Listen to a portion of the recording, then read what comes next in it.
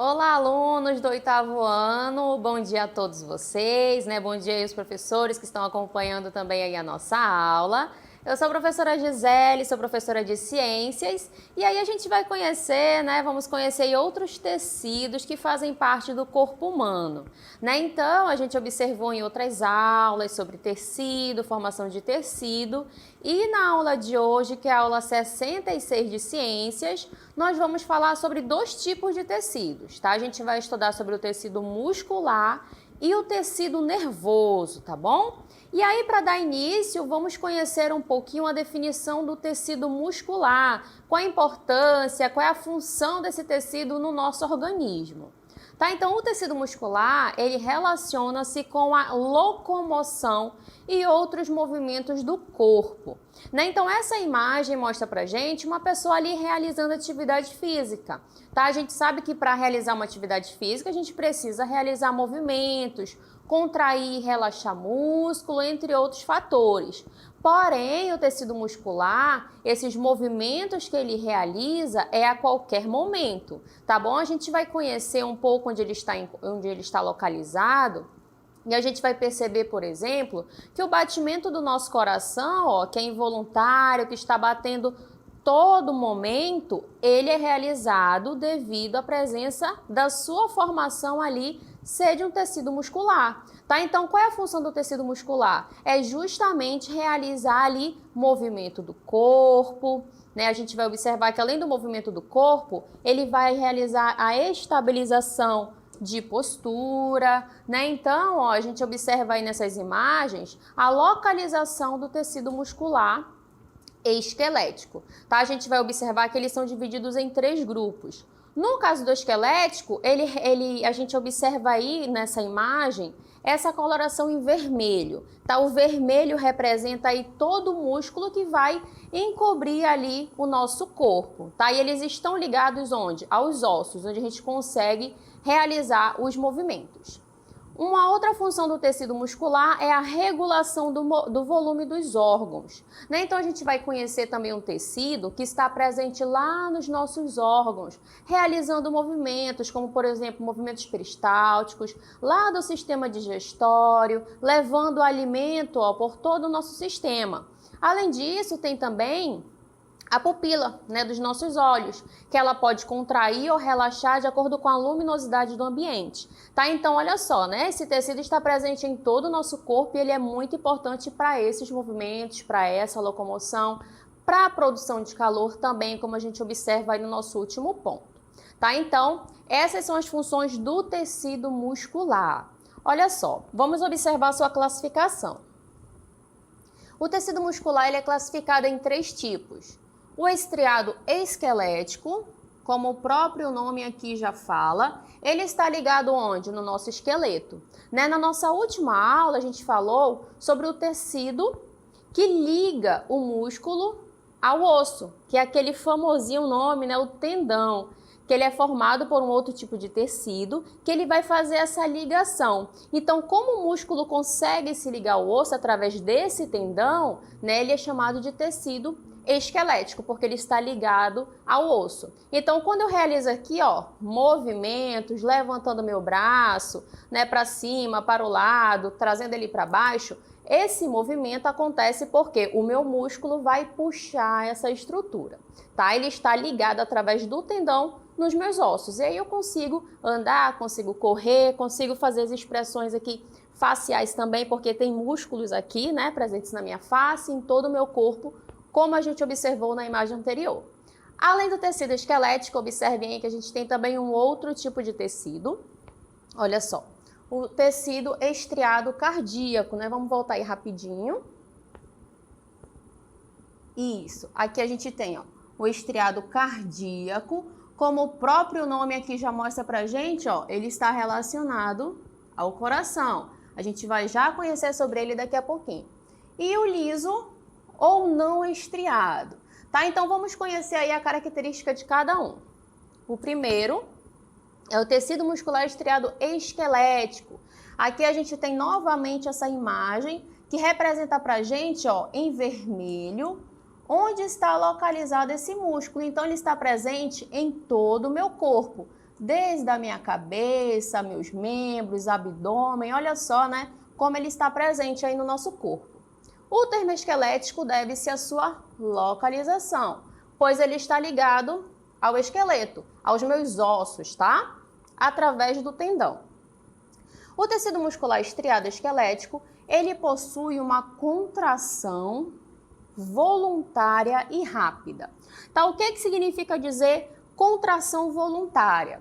Olha só, para eu pegar essa caneta e escrever aqui na TV, o que eu preciso? Querer, né? Eu preciso pegar essa caneta, virar, escrever. Então, é uma contração voluntária. Eu quero, eu estou fazendo. É um comando que eu coloco aqui na minha cabeça, no meu cérebro, e aí ele leva esse comando até o meu braço, até a minha mão, e aí eu realizo esses movimentos. Então, ele é voluntário, tá? Se eu quero levantar da cama, né? Eu preciso ali de uma força para levantar da cama e aí eu levanto através desse movimento que é voluntário, né? Levando aí todo o meu corpo para ficar em pé, tá? Se eu quero andar, se eu quero sentar, se eu quero correr, eu realizo aqui, ó, o movimento voluntário desses músculos, tá bom? Vamos observar aí mais detalhes. Olha só. A cada fibra muscular, tá? A fibra muscular ali é aquela célula que forma o tecido, contém várias miofibrilas, que são filamentos de proteínas, como a quitina, a miosina e outras, tá? Aqui a gente observa essa fibra muscular e como ela se contrai. A contração muscular, ela permite o quê? A locomoção e os demais movimentos do corpo, tá? Então, o músculo só se locomove porque ele contrai. E aqui a gente tem essa representação.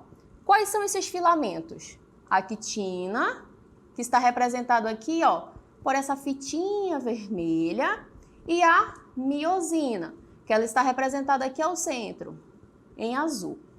Observem que esse sarcômero relaxado é justamente a organização dessas proteínas, a quitina e miosina. Quando ele está relaxado, observem que elas ficam mais distantes.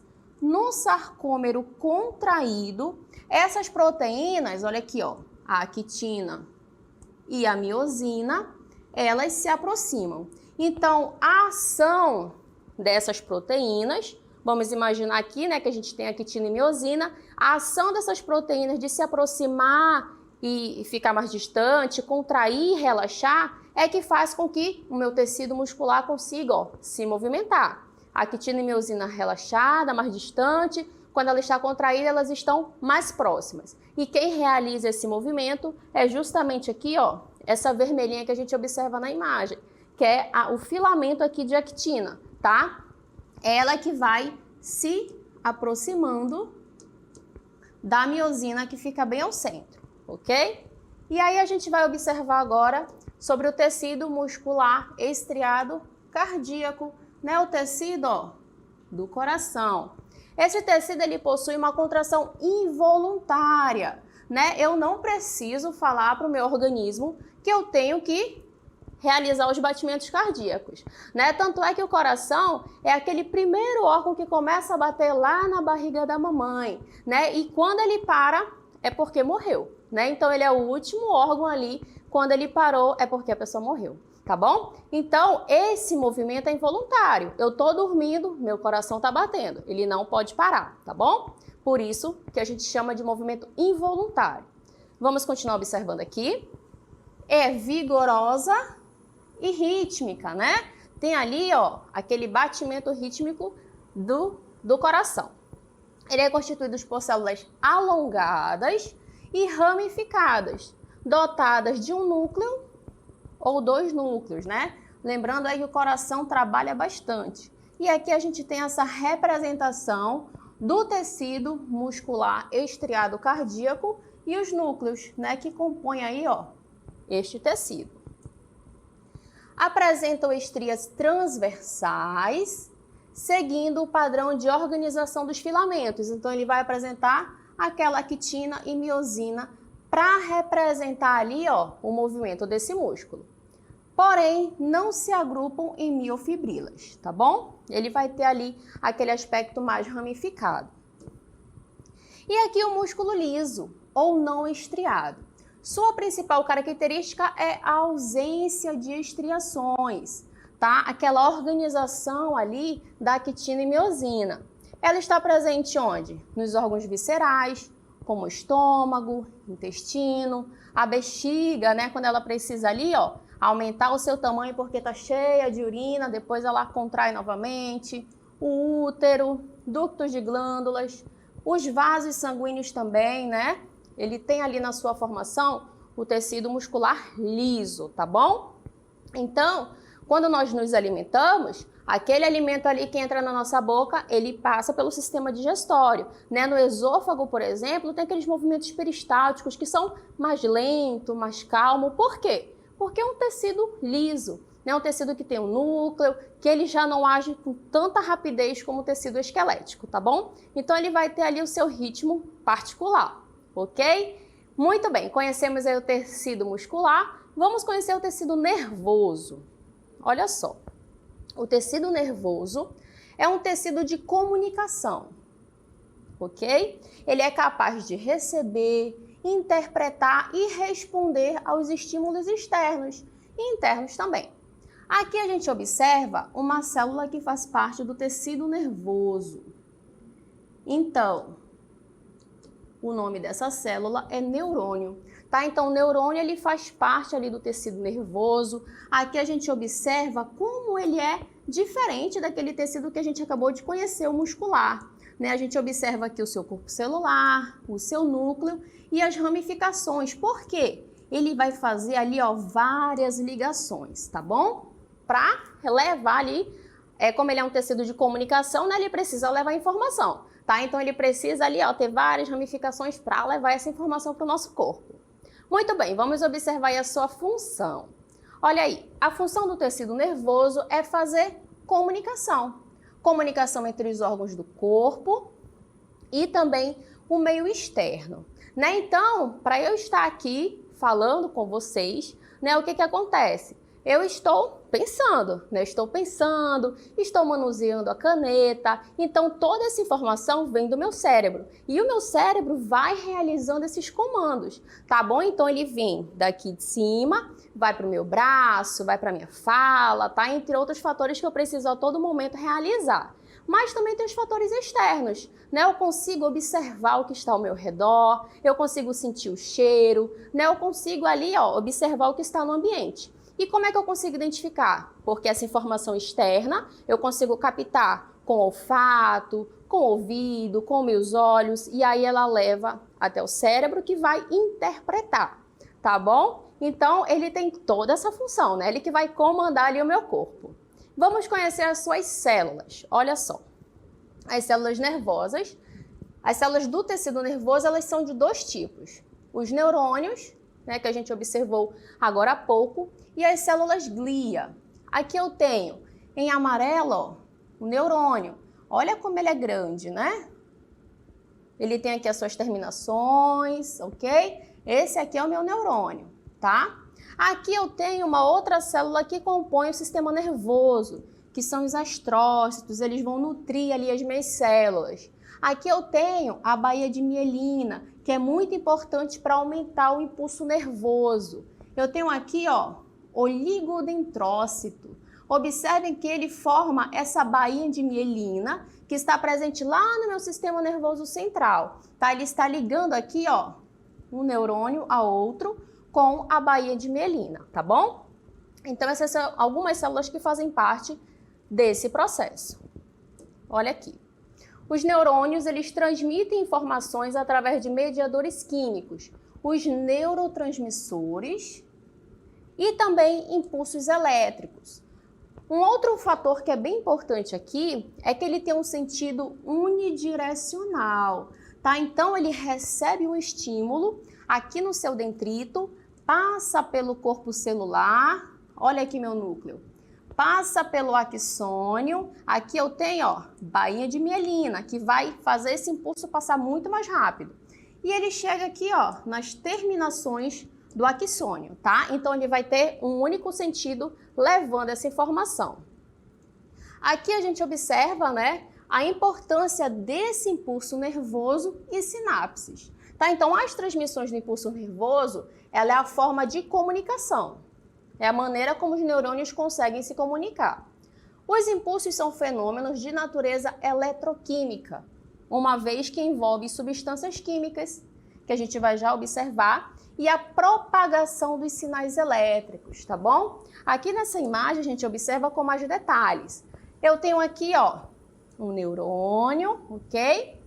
Eu tenho aqui uma célula, né, um outro neurônio, e aqui, ó, observem em detalhes o que acontece na terminação desse axônio com a membrana de outro neurônio. Aqui a gente observa os neurotransmissores, que são essas substâncias aqui, ó, representadas pelas bolinhas em lilás, sendo liberadas nesse terminal e sendo recebidas. Olha aqui o receptor.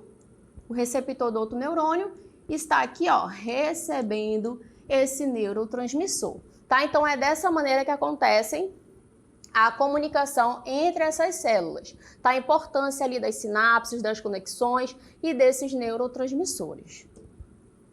E as células da glia, né? Qual a importância delas?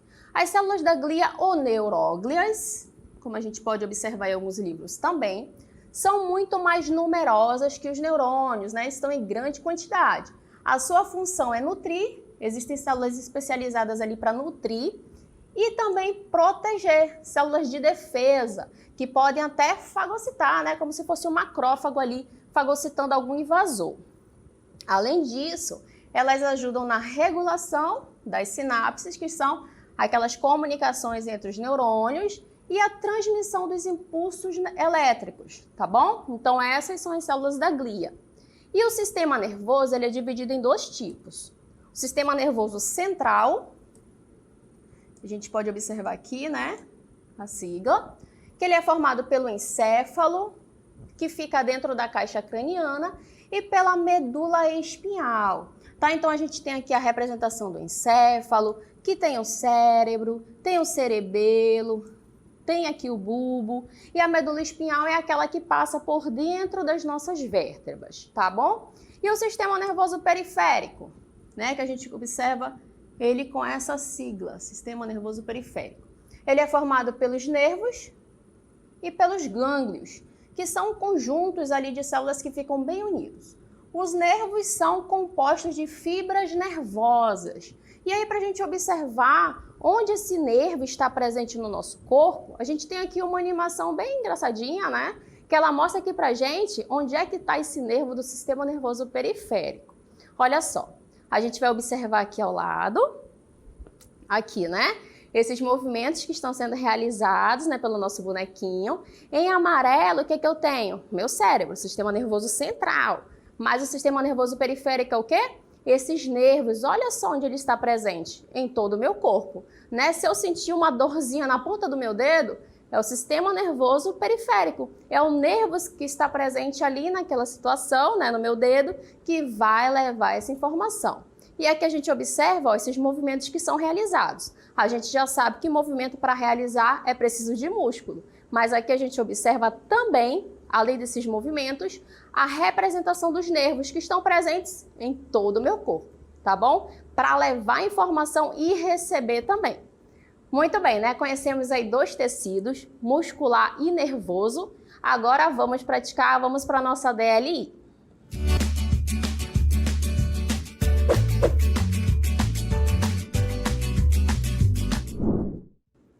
Temos aí a primeira questão, relacione as partes do corpo ao tipo de tecido muscular encontrado em cada uma delas.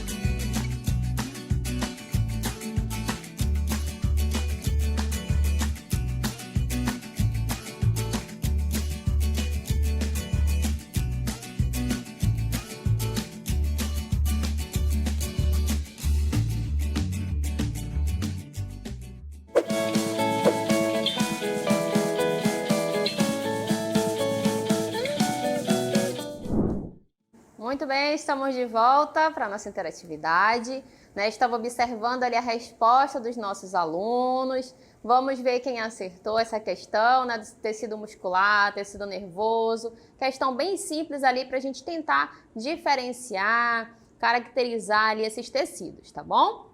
Vamos relembrar aí com vocês a questão 1. Olha só, a primeira questão era sobre o tecido muscular. Relacione as partes do corpo ao tipo de tecido muscular encontrado em cada uma delas. Né? Então aqui a gente tem os 3 tipos de tecido muscular que está presente ali no nosso corpo. O muscular estriado esquelético, como o próprio nome já diz, é aquele músculo que está ligado ao osso através do tendão. Tecido muscular cardíaco, né? Cardíaco ali do coração, tá?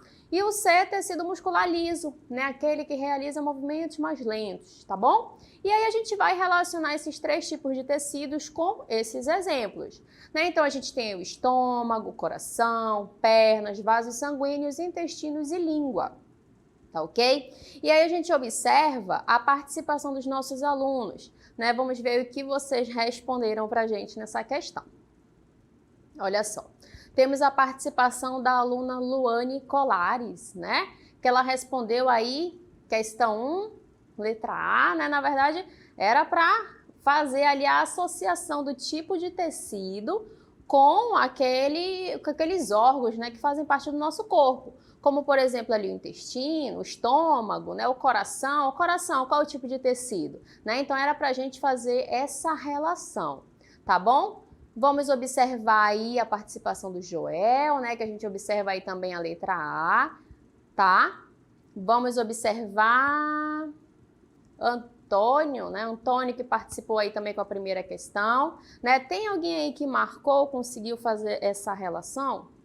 Porque se tiver, né, a gente observa aí se o aluno conseguiu relacionar os tipos de tecido, né? Com os exemplos que a gente utilizou aí na nossa questão. Tá? Porque era justamente para a gente identificar, né, aquele tipo de órgão, né, qual é o tecido que está presente ali, né? O mais fácil de todos é o coração, né? Eu acredito que todos tenham acertado ali, que é o tecido muscular cardíaco, tá bom? A gente observa ali a resposta do João, né, que colocou ali o estômago, letra A, né, mostrou aí pra gente o tipo de tecido que ele usou, tá bom? Bom, então vamos para as correções, né? Vamos observar aí o que a gente consegue relacionar, tá bom? Olha só, a gente tem aí o gabarito das nossas questões, né? Tem como voltar lá na nossa questão rapidinho? Porque aí a gente faz a relação junto com vocês, tá? Então eu tenho aqui o estriado esquelético, o cardíaco, ó, o mais fácil de todos é aquele do coração. E o liso, né, que está presente em alguns órgãos do nosso corpo, tá? Então, vamos observar aqui os exemplos. O estômago, né, o estômago ele está relacionado com o liso, né? Então, a gente vai colocar aqui, ó, o C. O coração, que é o estriado cardíaco, a gente vai colocar aqui, ó, o B, né? As pernas. A perna, a gente sabe que o músculo da perna está ligado ali ao osso através do tendão. Então, ele é esquelético, né? A gente vai colocar o A. Os vasos sanguíneos, vamos observar aqui que a gente vai colocar C. O intestino, né? O intestino, ele também vai realizar ali aqueles movimentos peristálticos. Também é C, tá? E a língua, né? A língua vai realizar ali outros movimentos, é A, tá bom? Então, a gente observa aí o nosso gabarito, né? CBA, CCA. É isso mesmo, né? Vamos observar ali a nossa questão. Muito bem, né? Então, essa é a resposta da primeira questão. Espero que vocês tenham conseguido aí compreender, né? Relacionar os tipos de tecido muscular com esses órgãos que a gente apresentou, tá bom? E agora, vamos relembrar nossa questão 2. Olha só. É sobre o tecido nervoso. A figura a seguir representa uma célula de um tecido humano que coordena funções importantes para a vida do indivíduo, né? Então aqui a gente tem a representação dessa célula, né? E como é a sua anatomia, do que ela é composta, o seu núcleo, né? Que faz aí essa ligação do tecido nervoso entre uma célula e outra. E aí, antes de trazer, né, a resposta da questão 2, vamos observar o que vocês marcaram nessa questão, né? Vamos observar a participação dos nossos alunos, ver o que vocês marcaram sobre o tecido nervoso, né? Ele tem várias funções, mas uma daquelas lá não é, né? Então, a gente tem aí, ó, a Gerliane, que marcou para a gente a questão 2, letra A. Vamos observar a Ana Beatriz, que marcou também 2, A de abelha, né? Vamos observar, acho que é Natanael, né? Natanael também marcou a letra A na questão 2. Temos aqui a Ana Caroline, que marcou a letra C, né? Então, até agora a gente teve a participação desses alunos, e aí tivemos alunos que marcaram a letra A, alunos que marcaram a letra C, mas qual será a resposta correta, né? Será que vocês acertaram aí? Vamos observar o nosso gabarito. A alternativa correta era a letra E, né? Então, a letra E, ela não é um exemplo da participação de um neurônio, pois não há percepção e interpretação de estímulos, né? Então, o que acontece na alternativa E? Ela está falando ali sobre a ação de um dente que está sendo cariado, né? Então, para ocorrer essa cariação, é necessário a ação de quê? De bactérias, né? Presentes ali na boca. Se a pessoa não escova o dente direito, não passa fio dental, não passa enxaguante bucal, as bactérias começam a entrar em ação e aí o dente vai ficando careado, tá ok? Então, essa seria a alternativa correta, a alternativa E. Muito bem, né? Agradeço a participação de vocês e até um próximo momento.